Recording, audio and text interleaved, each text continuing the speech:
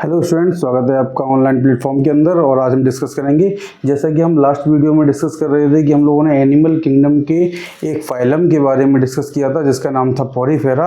और अभी हम किंगडम एनिमेलिया के दूसरे फाइलम के बारे में डिस्कस करेंगे जिसका नाम है सीलेंट्रेटा।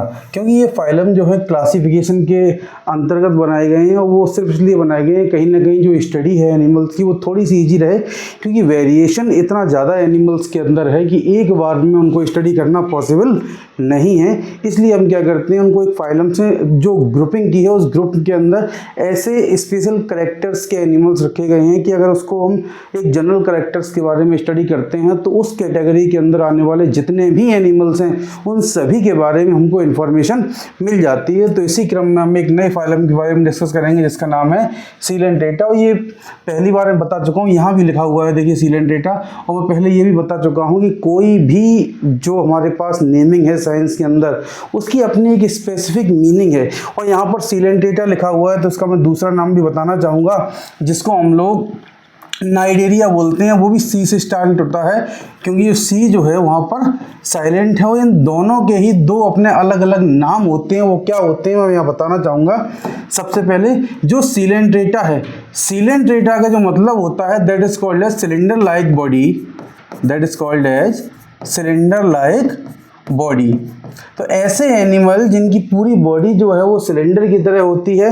और दूसरा है नाइडेरिया, तो नाइडेरिया को हम कहते हैं needle like structure, needle like structure. तो ऐसे कोई भी एनिमल, ऐसा कोई भी एनिमल जिसकी बॉडी सिलेंडर की तरह है, हॉलो बॉडी है और उसके पास नीडल की तरह की स्ट्रक्चर्स हैं। नीडल लाइक स्ट्रक्चर एक स्पेसिफिक स्ट्रक्चर होता है जिसको हम लोग टेंटाकिल्स बोलते हैं। क्या बोलते हैं? टेंटाकिल्स बोलते हैं। अगर नीडल लाइक स्ट्रक्चर किसी भी ऑर्गेनिज्म के अंदर प्रेजेंट है और उसकी बॉडी हॉलो है सिलेंडर की तरह, तो उसको एक स्पेशल कैटेगरी में रखा जाएगा, स्पेशल फाइलम में रखा जाएगा जिसका नाम है सीलेंट्रेटा। लिखा हुआ है, देखो यहाँ पर मैं बता देना चाहता हूँ एक बार को। यहाँ पर लिखा हुआ है नोन एज सिलेंडेरिया because they have needle like tentacles या नीडल लाइक स्ट्रक्चर। नाइडेरिया कहते हैं क्योंकि इसके पास नीडल्स होती हैं जस्ट लाइक दिस। जैसे इसमें एक एग्जांपल मैं बताऊं, हाइड्रा। एग्जांपल इसका मैं दूंगा हाइड्रा। क्या दूंगा? हाइड्रा को एग्जांपल दूंगा। और हाइड्रा को अगर आप देखेंगे, आपने लैब के अंदर स्पेसिमेन में देखा होगा तो एक हल्दी की गांठ की तरह दिखता है इस तरीके से। और इसके ऊपर जो टेंटाकल्स होते हैं ये नीडल लाइक स्ट्रक्चर है, that is called a needle like structure.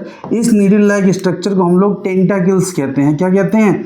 Tentacles present हैं, तभी हम इसको नाइडेरिया के अंतर्गत रखते हैं। और इसकी जो बॉडी है, ये जो इसकी बॉडी है ये सिलेंडर लाइक बॉडी है। क्या है? ये सिलेंडर लाइक बॉडी है, इसलिए इसको सीलेंट्रेटा कहते हैं। क्या कहते हैं? सीलेंट्रेटा कहते हैं। अब हम बात करेंगे जनरल फीचर्स, ही रहता कहाँ है, कैसे काम करता है। तो देखिए यहाँ पर लिखा हुआ है हैबिट एंड हैबिटेट। तो they can solitary and colonial all aquatic. ठीक है, तो यहाँ पर जो वर्ड है सोलिटरी, तो सोलिटरी की मैं बात करूंगा कि सोलिटरी होते क्या है। सोलिटरी का मतलब होता है सोलो, या तो ये अकेले पाए जाएंगे, ठीक है, या तो ये कॉलोनी के अंदर पाए जाएंगे। कैसे पाए जाएंगे? या तो ये अकेले पाए जाएंगे या तो ये कॉलोनी के अंदर पाए जाएंगे। इतनी चीज समझ में आ रही है? या तो ये सोलो होंगे या ये कॉलोनी के अंदर पाए जाएंगे। और अच्छी बात यह है कि या तो चाहे अकेले हों चाहे कॉलोनी में हों, लेकिन रहेंगे क्या? All members are aquatic. जितने भी मेंबर हैं सीलेंट्रेटा के वो सारे के सारे मेंबर एक्वेटिक हैं। कोई भी मेंबर टेरेस्ट्रियल बिल्कुल भी नहीं होता है। और इनका जो लेवल ऑफ ऑर्गेनाइजेशन होता है LO लिख रखा है, मतलब बॉडी का लेवल कैसा है तो टिश्यू लेवल का है। इससे पहले वाला जो हम लोगों ने फाइलम डिस्कस किया था, यानी कि जो उसका क्या नाम था, उसका नाम था पॉरीफेरा। एग्जाम्पल था साइकोन स्केलेटन को हम लोग क्या कहते थे? स्पंज। तो उसका जो लेवल ऑफ ऑर्गेनाइजेशन था वो सेलुलर लेवल का था, मतलब उसके पास डिवीजन ऑफ लेबर प्रेजेंट था। इसका जो ऑर्गेनाइजेशन है वो क्या है? टिश्यू लेवल का है, डिप्लोब्लास्टिक होता है। तो वो डिप्लोब्लास्टिक में बता देना चाहता हूँ डिप्लोब्लास्टिक क्या है। डिप्लोब्लास्टिक का मतलब होता है कि इनके पास दो लेयर होती हैं, मतलब एक्टोडर्म होता है एंड एंडोडर्म होता है। मीसोडर्म जो है वो अब्सेंट होती है। Is that clear? तो डिप्लोब्लास्टिक का मतलब क्या है? इनके पास सब दो जर्म लेयर प्रेजेंट है। कौन कौन सी? एक्टोडर्म और एंडोडर्म। मीसोडर्म इनके पास प्रेजेंट नहीं है। ये एसीलोमेट होते हैं। एसीलोमेट समझ रहे हैं? एसीलोमेट का मतलब क्या है देखो बता दे, एक एक वर्ड का मैं मतलब क्लियर करके चलूंगा यहाँ पर। एसीलोमेट एसीलोमेट का मतलब क्या? सीलोम का मतलब होता है कैविटी। क्या होता है? सीलोम का मतलब होता है कैविटी, और ए का मतलब होता है absent। Is that clear? तो ऐसे ऑर्गेनिज्म जिनकी बॉडी में कोई भी कैविटी प्रेजेंट नहीं है, दैट इज कॉल्ड एज एसीलोमेट। और ये ब्लाइंड सेक होते हैं। ब्लाइंड सेक का मतलब समझ रहे हैं? ब्लाइंड सेक का मतलब होता है ऐसे एनिमल जिनका डाइजेशन सिस्टम जो है वो सिंगल ओपनिंग होता है, मतलब एक ही ओपनिंग से एंट्री होती है और एक ही ओपनिंग से एग्जिट होता है। या हम कह सकते हैं कि एक ही ओपनिंग से क्या होता है? इंजेक्शन होता है, और एक ही ओपनिंग से इजेक्शन होता है। Is that clear? ये चीज समझ में आ रही है? एक ही ओपनिंग से क्या होता है? इंजेक्शन होता है, और एक ही ओपनिंग से इजेक्शन होता है। आप लोग मेरे साथ साथ लिखते चलिए कि मैं इसको रब कर दूंगा, ठीक है। अब होता है ब्लाइंड सेक है, और ये रेडियली सिमेट्रिकल होते हैं। जब मैंने सिमेट्री बताई थी इसकी, तो सिमेट्री में ये चीज पता है कि जो एनिमल्स का डिवाइडेशन होता है या जो बॉडी सिमेट्री होती है वो 3 तरीके की होती है। पहला होता है asymmetrical, just like as amoeba, it's like ये कहीं से भी इक्वल 2 पार्ट इसके होंगे ही नहीं। Asymmetry, A for absent, symmetry मतलब सिमेट्री। सिमेट्री अगर एब्सेंट है तो उसको क्या बोलेंगे? एसिमेट्रिकल। अब रेडियली सिमेट्रिकल, ये कैसे एनिमल है? रेडियली सिमेट्रिकल है, मतलब कहीं ना कहीं सिलेंडर लायक है। अगर इसकी बॉडी को सिलेंडर की तरह बनाएंगे तो वो कुछ इस तरीके से दिखेगा, इस तरीके से दिखेगा। तो चाहे आप यहाँ से काटे, सेंटर को अगर हम लेकर के कहीं से भी इसके 2 पार्ट करेंगे तो ये इक्वल 2 पार्ट के अंदर डिवाइड हो जाएगा। इसलिए इसको क्या बोलते हैं? रेडियली सिमेट्रिकल बोलते हैं। और इसके पास सेगमेंटेशन एब्सेंट होता है, इसकी बॉडी में सेगमेंट नहीं पाए जाते। मतलब हम कह सकते हैं कि मेटामेरिज्म नहीं है इसके पास। क्या है? मेटामेरिज्म एब्सेंट है, और नोटोकॉर्ड भी नहीं पाई जाती, क्योंकि ये क्या है? ये नॉन कॉर्डेटा है। क्या है? नॉन कॉर्डेटा है। नोटोकॉर्ड केवल कॉर्डेटा के अंदर पाई जाती है। इस बात को ध्यान रखें। और ये जो कैसा है? ये पॉलीमॉर्फिक एनिमल है। जो सिलेंट्रेटा होते हैं, इसके जो एनिमल होते हैं वो पॉलीमॉर्फिक होते हैं। कैसे होते हैं? पॉलीमॉर्फिक होते हैं। पॉलीमॉर्फिक का मतलब होता है इनके 2 फॉर्म होते हैं। एक का नाम है पॉलिप और दूसरे का नाम क्या है? मेडूसा।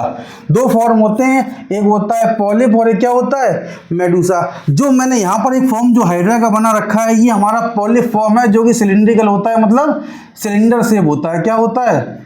सिलेंडर शेप होता है। पॉलिप क्या है? पोल इज लाइक, तो this non is the tissue. ये सेसाइल क्या होता है? ये एक सेसाइल है। सेसाइल का मतलब क्या होता है?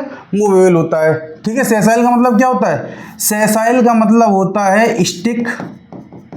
क्या होता है? स्टिक। सेसाइल का मतलब होता है स्टिक विद बेस या अटैच्ड विद बेस, जो बेस से लगा हुआ है। और ये एसेक्सुअल फेज है इसका। क्या है? जो पॉलिप है वो हाइड्रा का सिलेंड्रिकल फॉर्म है, और ये सेसाइल होता है, मतलब स्टिक होता है। किस क्या होता है? स्टिक होता है। हम कह सकते हैं अटैच होता है, अटैच टू बेस, बेस से अटैच होता है। और ये एसेक्सुअल फेज है, ठीक है। इसके एग्जाम्पल हमारे पास एडम्सिया है, सी एनीमोन है, हाइड्रा है। Is the clear? अब होता क्या है? इसके 2 फॉर्म होते हैं, एक होता है पॉलिप और एक होता है मेडूसा। अब जो पॉलिप होता है वो हमारा क्या है? वो एसेक्सुअल फॉर्म है। मतलब पॉलिप जो होता है वो एसेक्सुअल रिप्रोडक्शन करके मेडूसा को बनाएगा, और मेडूसा जो होता है वो हमारा सेक्सुअल फॉर्म है इस एनिमल का। तो मेडूसा जब सेक्सुअल रिप्रोडक्शन करेगा तब पॉलिप बनता है।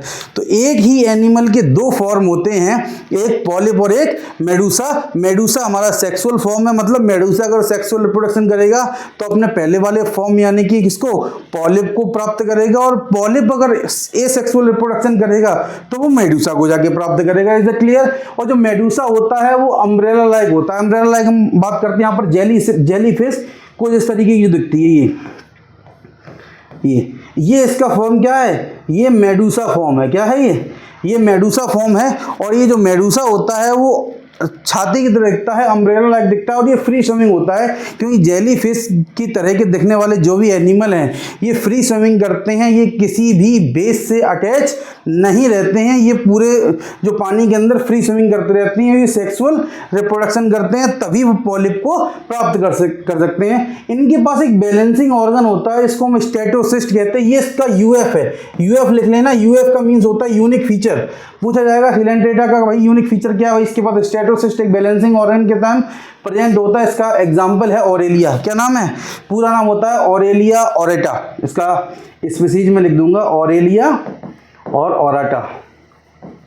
ऑरेलिया ऑरेटा, ठीक है, इतनी समझ में आई। और इसके पास मेटाजेनेसिस पाया जाता है। मेटाजेनेसिस एक वर्ड है जो कि पीढ़ी एकांतरण को शो करता है, अल्टरनेशन ऑफ जनरेशन को शो करता है। अगर किसी एनिमल के लाइफ साइकिल के अंदर दो फॉर्म हैं और वो अल्टरनेट एक के बाद एक के बाद शो कर रही हैं तो उसको मेटाजेनेसिस बोलते हैं, यानी कि अल्टरनेशन ऑफ जनरेशन बोलते हैं। जैसे पॉलिप और मेडूसा के बीच जो इंटरचेंज है फॉर्म का, तो वो इंटरचेंज किस प्रोसेस से हो रहा है, उस प्रोसेस को हम लोग अल्टरनेशन ऑफ जनरेशन बोलते हैं। इसका एग्जांपल है फाइसेलिया या ओवेलिया। आई होप आप लोगों को समझ में आ गया होगा। अब हम चलते हैं अगले स्लाइड की तरफ। ये अब देखो जो मैंने बताया था वही इसके स्पेशल एक इस पास जो हमारे पास स्टेटोसिस्ट था, जो बैलेंसिंग ऑर्गन था, उसके बाद भी हमारे पास एक स्पेशल चीज होती है जिसको हम लोग क्या बोलते हैं, स्ट्रक्चर ऑफ निडोब्लास्ट, ठीक है। अब निडोब्लास्ट क्या होता है, ये एक स्टिंगिंग सेल है। स्टिंगिंग समझते हैं, स्टिंगिंग का मतलब होता है फायरिंग सेल, ठीक है। यहाँ पर स्टिंगिंग की बात हो रही है तो स्टिंगिंग को मैं बता दूंगा। स्टिंगिंग का मतलब होता है दागने वाला, जैसे गोले दागते हैं, तोप गोले दागती है, बंदूक गोली दागती है, ठीक है। तो स्टिंगिंग का मतलब क्या होता है, स्टिंगिंग सेल हम कह सकते हैं फायरिंग सेल, क्या कह सकते हैं, फायरिंग सेल मतलब फेंकी जाने वाली सेल, ठीक है। तो होता है कि जैसा वहाँ स्ट्रक्चर बना है, अभी ये निडोब्लास्ट का स्ट्रक्चर है जो नेमेटोसिस्ट कैविटी होती है इसके अंदर, और इसके अंदर जो डिफेंस के लिए एक टॉक्सिक सब्सटेंस होता है जिसको हम क्या बोलते हैं, पॉइजन होता है इसके अंदर। और ये जो फनल दिख रही है ना, ये कीप, तो इसकी जो ये thread like structure, needle like, इसको हम निडोब्लास्ट बोलते हैं। तो ये क्या होता है, अभी तो ये दगी हुई दिख रही है, मतलब इसका जो स्टिंग हो चुकी, क्या हो चुकी है, ये स्टिंग हो चुकी है। तो स्टिंग होने से पहले किस फॉर्म में रहती थी तो मैं बता देता हूं। जैसे ये इसका क्या है, ये निडोसिल है, और जो बाहर हमको दिख रही है, जो इसकी जो नेमेटोसिस्ट दिख रही है, तो वो कहां पर होती है, वो इस जगह इस कैप्सूल में फोल्डिंग फॉर्म में होती है, जस्ट लाइक दिस। या इस तरीके भी नहीं बताऊं तो मैं दूसरी तरीके से बना दूंगा, इस तरीके से होती है ये, ठीक है। जो इसकी नेमेटो या निडोब्लास्ट जो सेल है, ये जो स्पेशल सेल है, इसको हम क्या बोलते हैं, निडोब्लास्ट। जो निडोब्लास्ट जो सेल है ये अंदर की तरफ होती है, और जब इसको डिफेंस करना होता है, जब इसको खतरा होता है, तो क्या करती है, ये पूरी की पूरी सेल बाहर की तरफ मूव ऑन कर जाती है।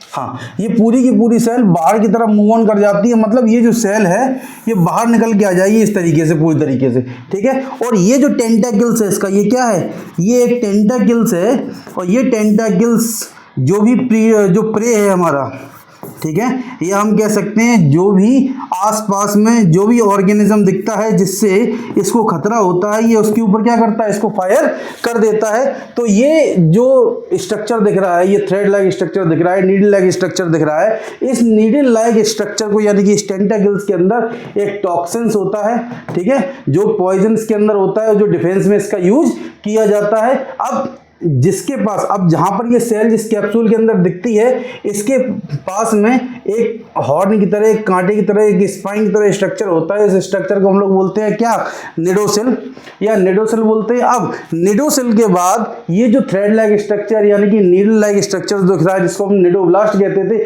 ये जो निडोब्लास्ट जो है, ये निडोब्लास्ट रहती कहां पर है, तो एक कीप जैसी स्ट्रक्चर में रहती है, जिसको फनल शेप स्ट्रक्चर कहते हैं या फनल स्ट्रक्चर बोलते हैं। क्या बोलते हैं, फनल स्ट्रक्चर बोलते हैं। यहाँ पर मैंने दोनों ही पोस्चर्स के बना दिए हैं, कैसे वो फोल्ड फॉर्म में रहता है और कैसे वो स्टिंगिंग फॉर्म में रहता है। यहाँ पर सिर्फ स्टिंगिंग कैप्सूल दिखा रखा है, ठीक है। और जो नेमेटोसिस्ट है वो क्या करती है, स्टिंगिंग कैप्सूल है, मतलब किसी भी एनिमल्स को मारने के लिए, जिससे इसको खतरा है या अपने फीडिंग के लिए इसको पकड़ना चाहता है, उसके लिए इसका यूज कर देता है। और ये इसका यूनिक फीचर है। क्या है ये, अब इसके पास देखो, हमारे पास जो हाइड्रा है, यार हम कह सकते हैं नाइडेरिया है या सीलेंट्रेटा है, हमारे पास के दो यूनिक फीचर आ चुके हैं।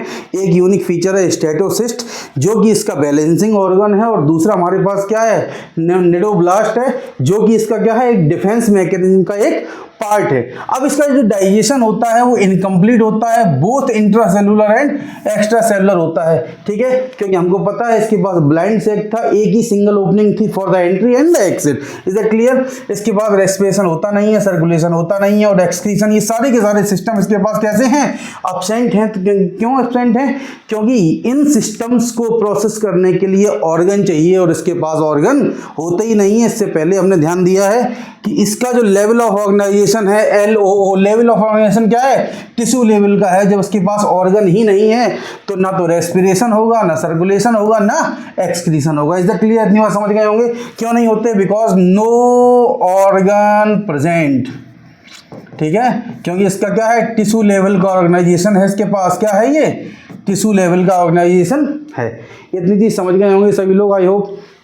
अगर आपको कोई भी डाउट है तो आप नीचे कमेंट बॉक्स में पूछ सकते हैं इस चीज़ के लिए, क्योंकि यहाँ पर देखो एक ही चीज़ होती है, जब बॉडी लेवल हम पढ़ते हैं या लेवल ऑफ ऑर्गेनाइजेशन किसी भी एनिमल्स का जब हम पढ़ते हैं तो उस लेवल ऑफ ऑर्गेनाइजेशन से बहुत सारी चीज़ें क्लियर हो जाती हैं। जैसे यहाँ पर 3-4 पॉइंट मैंने लिख रखे हैं, हालांकि उन पॉइंट की आवश्यकता भी नहीं थी, क्योंकि मैं लेवल ऑफ ऑर्गेनाइजेशन को पहले ही क्लियर कर चुका हूं कि किसी भी एनिमल का जब level of organisation tissue level पे होता है तो हम ये मान सकते हैं कि टिश्यू जब जो भी उसके अंदर परफॉर्मेंस होगी वो टिश्यू लेवल पर ही होगी, ठीक है, क्योंकि इसके ऊपर की जो परफॉर्मेंस है उसके लिए हमको ऑर्गन लेवल चाहिए और ऑर्गन सिस्टम लेवल चाहिए, ठीक है। अब ये ध्यान रखना, रेस्पिरेशन जो होता है वो किससे होता है, लंग्स हमारा रेस्पिरेटरी ऑर्गन है, लेकिन वो केवल लंग्स काम नहीं कर सकता, उसके साथ एक्सेसरी ऑर्गन भी चाहिए। तो कहीं ना कहीं ऑर्गन के साथ ऑर्गन सिस्टम चाहिए, इसीलिए रेस्पिरेशन हमारा परफॉर्म करता ही नहीं है नाइजीरिया के अंदर। अब सर्कुलेटरी ऑर्गन हमारा जो है, यानी कि जो पंपिंग स्टेशन है हमारा हार्ट है, वो स्पेशल ऑर्गन है, ठीक है। अब केवल अकेला हार्ट सारे काम नहीं कर सकता, उसके साथ ब्लड वेसल्स भी चाहिए, ब्लड भी चाहिए।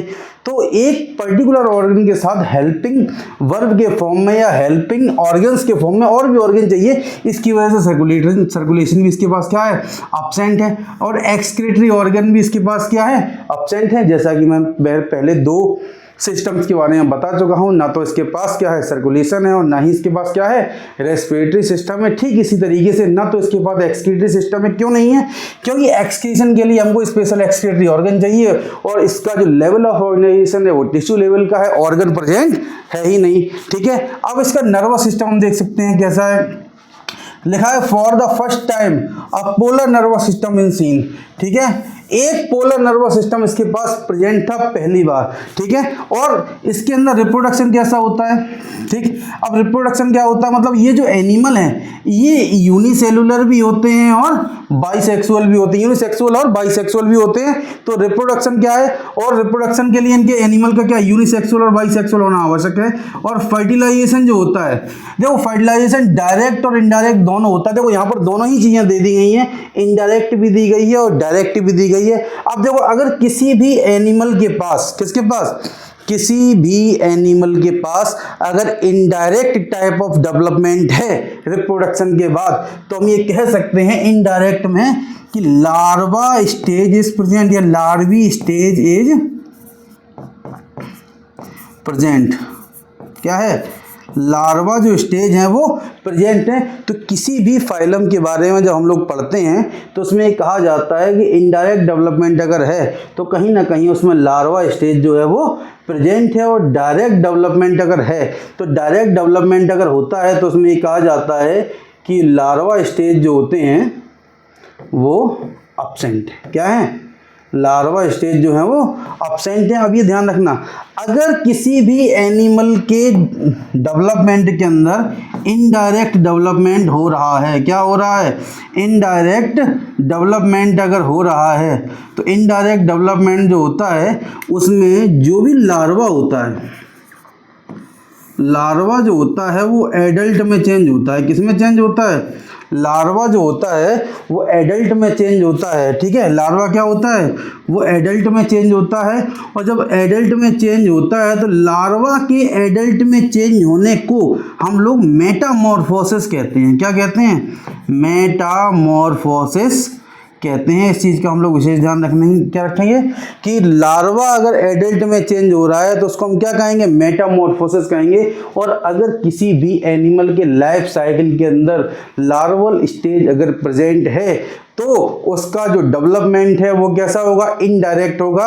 और किसी भी एनिमल के लाइफ साइकिल के अंदर अगर लार्वल स्टेज प्रेजेंट नहीं है तो हम कह सकते हैं कि उसका डेवलपमेंट कैसा होगा, डेवलपमेंट डायरेक्ट होगा। यहाँ तक आई थिंक आप सभी लोगों को क्लियर हो गया होगा। चलिए एक नज़र डाल लेते हैं सबके एग्जाम्पल्स के ऊपर जो कि पूछे जाते हैं एग्जाम के अंदर।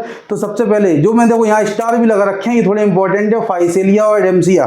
क्यों कहते हैं, क्योंकि इनके अपने अपने निकनेम है, मैंने निकनेम भी लिख रखे हैं। देखो जो फाइसेलिया है इसको पुर्तगीज मैन ऑफ वॉर कहा जाता है, पुर्तगाली जहाज। और जो एडम्सिया है इसको सी एनीमोन कहा जाता है। और सी एनीमोन हम लोग इकोलॉजी में जब पढ़ते थे तो सी एनीमोन कहीं ना कहीं एक हमारा सिम्बायोसिस का एक उदाहरण है, जो कि दो अलग अलग ऑर्गेनिज्म का मेल होता है और एक दूसरे को बेनिफिट करते हैं, ठीक है। और दूसरा होता है पेनिटोला, इसको सी पेन बोलते हैं। गॉर्गोनिया को हम लोग सी फैन बोलते हैं। और मेड्राइना को हम लोग बोलते हैं ब्रेन कोरल।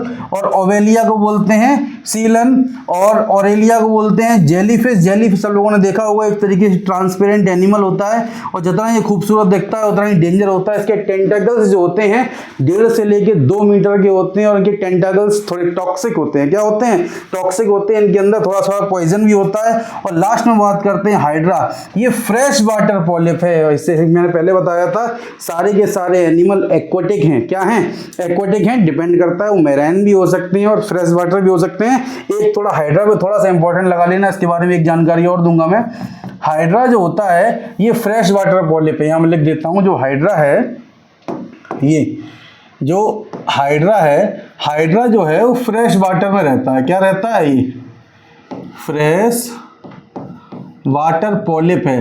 मतलब सिलेंट्रेटा का ऐसा एनिमल का पॉलिप फॉर्म जो कि फ्रेश वाटर में रहता है। और एक चीज जो बता दूं मैं, हाइड्रा के अंदर हाई कैपेसिटी में रीजेनरेशन की पावर है। किसकी, रीजेनरेशन की पावर है। एक साइंटिस्ट थे, साइंटिस्ट का नाम मैं डिस्क्लोज करूंगा नहीं, क्योंकि इस एक साइंटिस्ट ने क्या किया था, इस हाइड्रा के हेड को वो काटते रहे थे। क्या करते रहे थे, हाइड्रा के हेड को काटते रहे थे। और हेड को काट कर उसके 7 सर वाला हाइड्रा तैयार कर दिया था। तो हम कह सकते हैं इसके पास रीजनरेशन की भी पावर है।